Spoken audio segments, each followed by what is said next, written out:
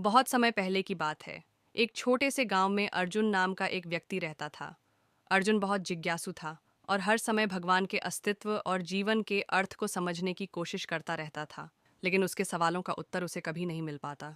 एक दिन अर्जुन ने फैसला किया कि वह पास के जंगल में ध्यान करेगा और भगवान से सीधा संवाद करने की कोशिश करेगा। वह जंगल के सबसे शांत हिस्से में गया और एक बड़े पीपल के पेड़ के नीचे बैठकर ध्यान लगाना शुरू किया। दिन बीतते गए और अर्जुन बिना रुके भगवान से प्रार्थना करता रहा।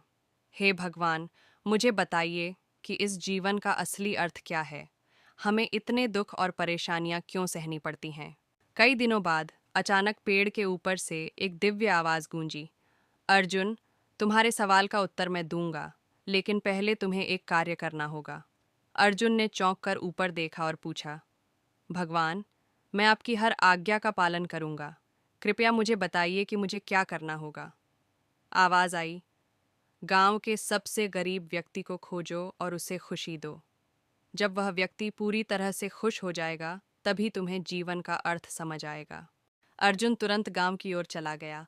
उसने बहुत कोशिश की और गांव के सबसे गरीब व्यक्ति रामू को खोज निकाला। रामू के पास न तो घर था और न ही पहनने के लिए पर्याप्त कपड़े। अर्जुन ने सोचा कि यदि वह रामू को धन और कपड़े देगा तो वह खुश हो जाएगा।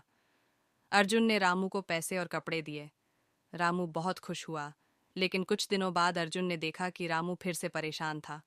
अर्जुन ने उससे पूछा, रामू, तुम्हें मैंने सब कुछ दिया, फिर भी तुम दुखी क्यों हो? रामू ने उत्तर दिया, पैसा और कपड़े से मेरी ज़रूरतें पूरी हुईं, लेकिन मेरी आत्मा में शांति नहीं है। मुझे डर है कि यह सब मुझसे छिन जाएगा। अर्जुन वापस भगवान के पास गया और अपनी असफलता की बात बताई।